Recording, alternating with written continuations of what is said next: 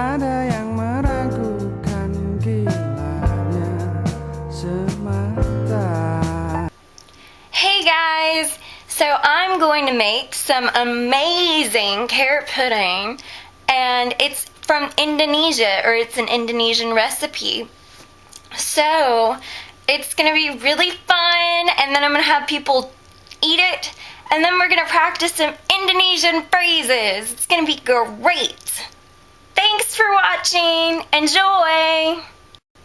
By the way, this is for my marketing class, Intro to Marketing. So I hope you guys really do like it, and I get an A. And now I get to prepare the carrot pudding before I cook it. It's gonna be fun. And now I'm grating the carrots. It's so exciting. Now I know how to use a grater, so it's gonna be interesting. Alright, so I just grated all these carrots. It's 4 cups full. And then we gotta add the raisins to substitute for the currants, and mixed nuts, half of the nuts, and the sugar, cinnamon, and milk. So you'll get to see that in a sec. Now I'm mixing up the stuff. I've already added everything because it would have been really complicated to do videotape and add stuff. But now it's definitely ready to be microwaved. I'm ready. Okay, so I put it in here covered for 3.5 minutes because that's how long I was told by a friend, because my instructions are very unclear. They do not give a precise time for the microwave. So I'm gonna have to try to do it, so hopefully it turns out. I put it in for a minute, and it says to stir every so often until the milk is gone. Okay, so I just microwaved it for another 3 minutes, and then another 2, and then now it's on 230. So hopefully it's almost done, because it actually kind of looks like it's starting to evaporate. It's crazy. Hopefully I won't burn it. So yeah. Alright, so it's been cooking for 2.5 minutes, and it looks a lot better than it did at first. But it still needs a lot more milk to evaporate. So we just gotta stir it every once in a while, and then cook it some more. So let's put it back in the microwave. Alrighty, it just finished. So now I'm gonna open it up. Oh wow, yeah, it totally steamed up my camera. Wow, it's making progress though. Yeah, it's gotten a lot less milky. So now I'm gonna put it in there for 3 more minutes. Totally exciting. Okay, so I finished microwaving the milk, and it ended up being the right exact amount of milk that was supposed to be in it, which is a very small amount because it's supposed to be evaporated for the most part. So then I mixed it up. Of course, I had to add some more ingredients after I took it out of the microwave. So I definitely had to mix those in as well. And I put it in the fridge, and I put it off. I was trying to get people to eat it, and nobody would want to eat it. So I tried it right before I gave it to everybody, and I was like, it's not bad, it's not spoiled, but it's not that great. So I ended up getting my friend Kimmy and my mom to eat it, and you'll get to see that in this next bit after I spoon it out and serve it to them. Enjoy their reactions. I made this awesome looking carrot pudding, and they're gonna eat it. So I get to videotape their reaction, and be very interesting, hopefully. Give y'all 2 very awesome portions. Of course, I've already tasted it, so I'm not gonna record my reaction. So, yeah. I give my mom the fork that I used to dish it out. And my friend Kimmy, who's on her way, the other one. This is my mom, and this is Kimmy. I didn't just do that. And they're about to try the carrot pudding for the second time because I forgot to press record. So, whenever y'all are ready.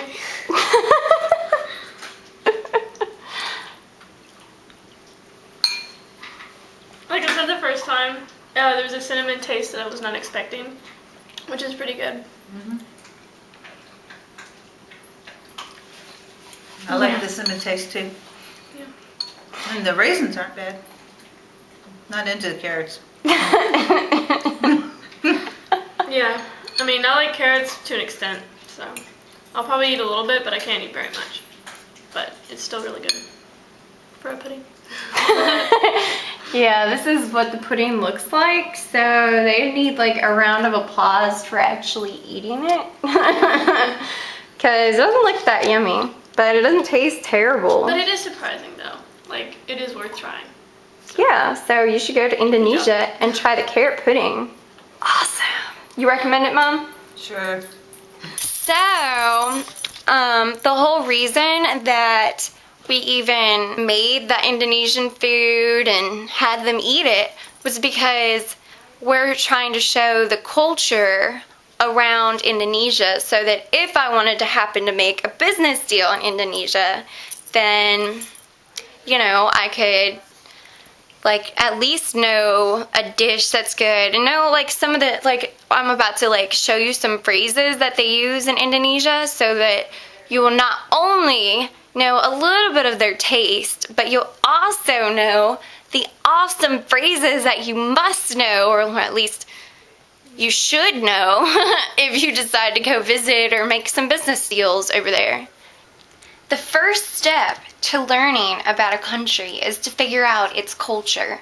If you don't know its culture or anything about the country, how are you going to do a business deal over there? They're not going to respect you, they're not going to take you seriously, and they certainly aren't going to think you care about them. I made an Indonesian dish, and it didn't turn out amazing, but I mean, it definitely helped me learn a lot about their taste and what their preferences are, and I can do more research and find out whatever I want to know about their culture. So it's all about showing that you respect someone enough to learn a little bit more about their culture and identity. It helps definitely in every aspect of a business deal. So the first phrase that I thought would be a good one is selamat sore, and that, oh, well, how about you say it back? Selamat sore. Selamat sore. And that means good evening. And it's like, they don't have like, well, as far as what I researched, they didn't have like a just hello. They have like a good morning, good afternoon, and good evening. So it wasn't like just hi. It was like good evening. So since it's nighttime, which you can tell, I decided to learn that one. Next, I thought it would be a great idea to learn yes and no. So for the yes, it's ya in Indonesian. And let's have Kimmy say it. Ya means yes.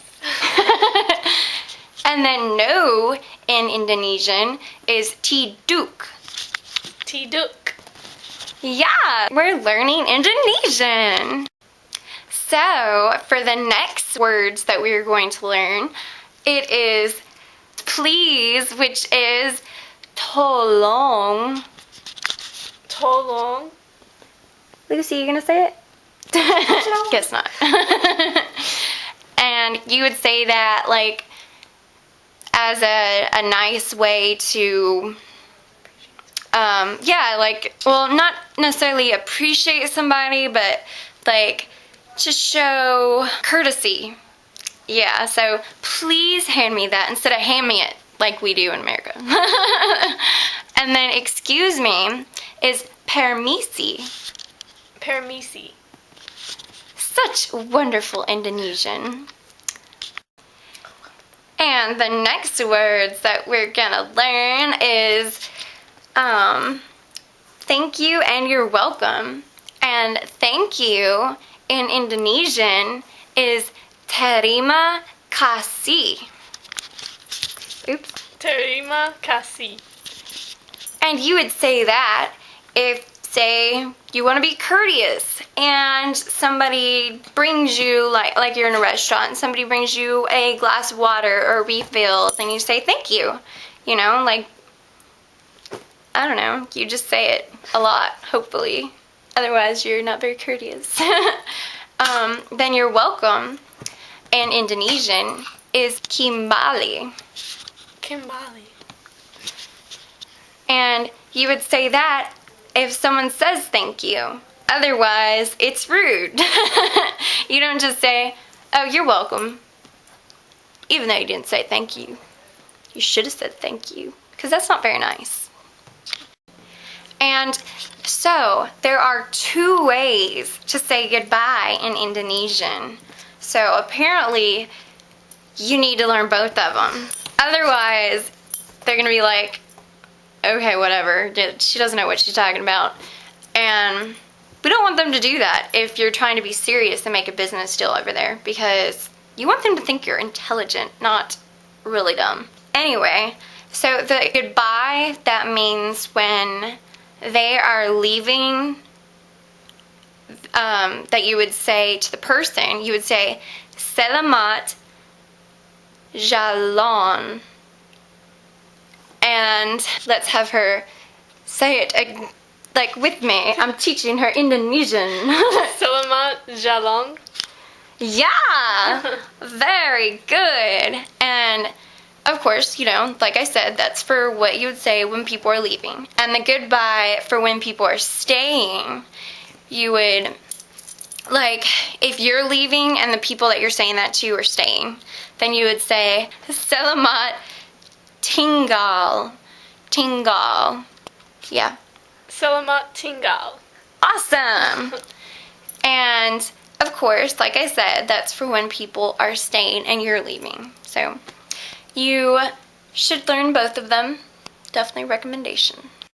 Next, I'm gonna say I don't understand, because you should probably let them know that you speak a little bit of Indonesian, but not enough to have a conversation.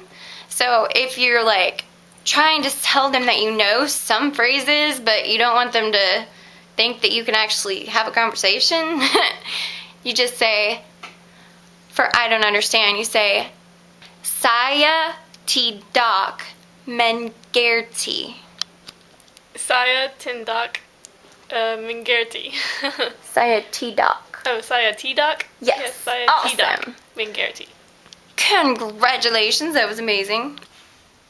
Okay guys, so I am really appreciative of you watching this really long video from my marketing class, and I just wanted to tell you, have a wonderful night and thank you so much. I hope that was very helpful in your learning of Indonesian, very important phrases to learn for the business world if you want to do a business deal over there, because you know everybody should, because Indonesia's great. And with that, I guess we will say goodbye in Indonesian. Selamat tinggal. Selamat tinggal.